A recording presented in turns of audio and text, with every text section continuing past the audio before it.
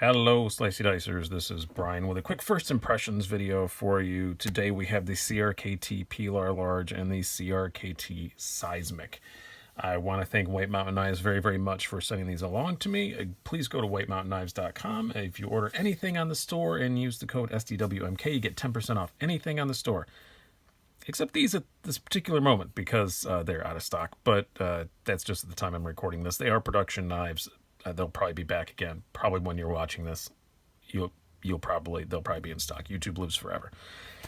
I also want to say, yes, I did publish an unboxing video of these. It was live for about 3 seconds, and I think only 2 of you saw it, and I deleted it because I screwed something up, and this is kind of to fix that. But I've still only had these for a couple hours.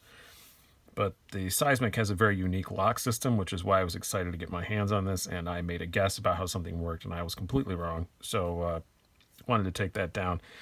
I was excited about the Seismic for that reason. Excited about the Pilar Large because I really like the Pilar. So I was very happy to get it. They both come in the same box. We'll kind of re-simulate the unboxing here. One is much larger than the other, obviously, because one of the knives is much larger than the other. But yeah, I really like CRKT's boxes. They're a bit old school, but I actually kind of think they're cool. And they're nice in the Spider Coast. You get, a lot of marketing stuff, but I thought this was funny. I'm going to repeat the joke I made in the unboxing video. I'd never seen this before from a CRKT knife. How to improve your hunting prowess. Yeah, I hunt in grocery stores, so this is kind of useless to me. But yeah, that's promoting the Homefront Hunter. It's a little ad for that. But I like that it said they encourage you to go head-to-head with a Sasquatch in a skinning and quartering competition. I'm never going to do that. If I see a Sasquatch, I am going to take a picture and run away. The do's and don'ts of your knife. Don't put your tool away dirty and wet. That's just words to live by, just in your general life. I don't think that even only applies to knives. You should just always not do that. Okay, Pilar Large. Here it is against the regular Pilar. This is the semi-regular Pilar. It's the regular size Pilar. This is the Blade HQ exclusive S35 version. But as you can see, yes, it is larger. Not hugely so, though. I think a lot of us were surprised that like the Pilar Large, it's still pretty small. 2.6 inch blade, a little over 2.6 inch blade. About 3.5 ounces. This is the D2 version with the coated blade. That's the only way you can get the D2 steel, which is a good steel, great steel for this for $50. Great price too. I was very happy with all that. But I really wish it wasn't coated. I mean, I understand why. They said they did it because, it's not technically a stainless steel, but I know how to take care of my knives. I just feel like it was, being a nanny. I don't need the coating. I know enough to clean my knife off when I'm done with it. That's really all you really have to do with D2. You don't have to be super crazy with it, but also I put mineral oil on it. I use this EDCI formula stuff from Aegis, and it works great. I don't need the coating. But it comes in this all blacked out version with D2, or for a little less money you can get this G10 uncoated stainless steel lockside and 8CR13 blade, or stainless 8CR like the OG one was. But I wanted to do an unboxing on this, which I screwed up, but because it is a CRKT, and I know a couple other reviewers have had some issues with theirs, and I wanted to see if I have not touched this, I swear, but centering is dead on. The detent's pretty good, not bad at all. Lockup's pretty good. Pivot feels, that lockup's actually damn good. The pivot does feel a bit tight. I do need to mess with that, but I think, yeah, because Spidey flicking it and thumb flicking it, I have to give it a bit of a rest. But I think once I take it apart and do my usual tricks to it, God, now I can't even catch it at all. I got a stupid tripod in my way. I am the worst thumb flicker in the history of mankind. But yeah, one of the big changes was that flipper tab. And it does work pretty darn well with the flipper tab, I have to say. I'm quite happy with that. Again, pivot's a bit tight. I think when I clean that up and put some KPL on it and all that stuff, and it loosens up a bit. Unfortunately, it is still on Teflon washers, so wah wah. But I really wish they do phosphor bronze for these, especially now they've got the large. I was kind of hoping the large, especially with the D2, would be on that, but yeah, overall I'm pretty happy with this. The ergonomics are great. The only hot spot I have is the pocket clip, and that's because it's in the wrong spot. I don't know why they ship it tip down. I think when I switch to tip up, it'll be just fine.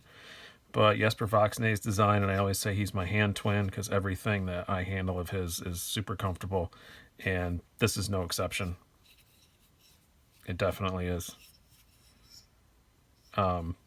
Yeah, I think this is going to be a really nice knife. I think I'm really going to enjoy this. I think this is going to be one of my new favorite beaters. About 3.5 ounces. I haven't done any behind the edge measurements or anything like that. We'll do that when we do the full review, but it feels okay. It doesn't feel dramatically thin behind the edge, but it feels all right. All right, but let's put that aside and break out the big boy. And you know, somewhere I read the stats on this knife and they had it wrong, and they said the blade length was like 3.625 inches. It ain't. It's every bit of 4 inches. This is a big freaking knife for sure. These Seismic Nakoma design, runs on KVT ball bearings. As I said, very unique lock system we'll get to in a moment. But the two big stats that are going to raise everybody's eyebrows is $119.99. It's a lot for a CRKT. They're not known for knives in this price range. Getting a very cool lock system. Okay, I'm still in. And then the blade steel is 1.41116, which is not awe-inspiring. I did have the CRKT Voss, which is another, coincidentally, Jesper Voxnay's design. We had the field strip technology on it. I actually really like that knife. The 1.41116 on that, actually, they did nail the heat treat on it. It did work way better than I expected. You could put a screaming sharp edge on it very, very, very easily, but it's basically the same steel you get in like a Swiss Army knife. And yeah, and I talked to two guys who know a lot more about steel than me, namely Zelric and Dawson23. Actually, I was on their live stream last night. Told them I was getting this today, and I was kind of asking what they thought about that steel, and they said, yeah, if it's done right, it's a little less than 12C27N. You know, it's like a 440-ish kind of thing. It is super, super stain resistant. It does have some stuff going for it, but man, for $120, I mean, you're in PM2 category. You know, you're in PM2 range now. Speaking of PM2, look at how much bigger this thing is than a PM2. So I happen to have one sitting here. That's a big sucker. So that's going to be something that I think they're going to be getting a lot of questions about. Here's an Ontario Rat Model 1. Very large knife, and it's bigger than that. And they're going to get a lot of raised eyebrows about their steel choice. I think you're going to get a lot of raised eyebrows about the size. I mean, supposedly this lock you're going to see in a whole lot of stuff, and I really hope you do, because we'll get to in a moment. It's pretty damn cool. But you debuted it in a big expensive knife with weird steel. I would have rather they just put it in a smaller knife, you know. And the price, if this was $90 and 3.5 inches, I'd say fine. But 120 and huge. Hopefully it does come out in as many knives as they say it's going to. That would be cool. They haven't announced anything specifically yet, but they said this is something they're going to use in lots of other stuff, that Nakoma is allowing them to use it in not just his designs, but other people's designs. So that's cool. It is a very, very innovative lock design, though. So we're going to put all that stuff aside and just talk about this cool lock, because it is cool. You have on this side this little, basically lock bar. I don't know what else to call it.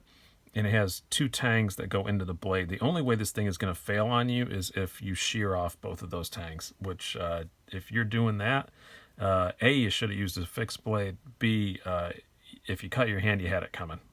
I don't know how else to say it. It works kind of like a button lock, but the button is the whole pivot. And you can see that just pops right out. It does stick just a small bit. I think that's going to break in, though. In the couple hours I've had it, it's already gotten better, so I'm not going to freak out about that yet. But The only problem I have is often I want to be holding it like that and I push on it and I'm pushing against my own finger. So you have to remember to make sure your finger's out of the way, and then you can just flick it shut, which is pretty cool. I do really like this lock system. Again, I have not taken this apart, and when I do, I will do a video. I probably won't honestly do the video the first time I take it apart. I'm going to take it apart and figure out how it works and then video it for you. But yeah, and it's got the flipper tab. It's got thumb studs also that work to deploy it just fine. Yeah, and they act as stops also. Makes some good thwacky noises. Pretty happy with it. The thing I screwed up before on the video and why I'm reshooting this, and it is one of the cooler features of this knife, of this lock design, is it has an adjustable detent, which is pretty sweet. And I didn't know which screw it was, and I guessed wrong, but now I've figured out that it's this one, this little tiny T6 here, which is probably why they made it another color, so you would know, idiot. But I did consult videos, and no one had anything saying it was, but I don't get why this changes it, because it's way back here, but it definitely does. I had it cranked, that was the detent with it cranked down all the way, which is how I like it. But if you back it out, that's backed out as far as it'll go. It's hitting the G10 right now, and I don't know if it's supposed to. It looks like maybe it's not supposed to, but it is. I don't know if the holes don't line up right, but you can see that. Well, now it's just going to act completely fine. But the detent is a lot, yeah, the detent's a lot weaker. And then you close it, crank it back down. That's cranked down as hard as it'll go. Yeah, now it's like really hard to get open. But honestly, it's kind of how I like it. I like a snappy detent, so that's good for me. But yeah, it's super neat.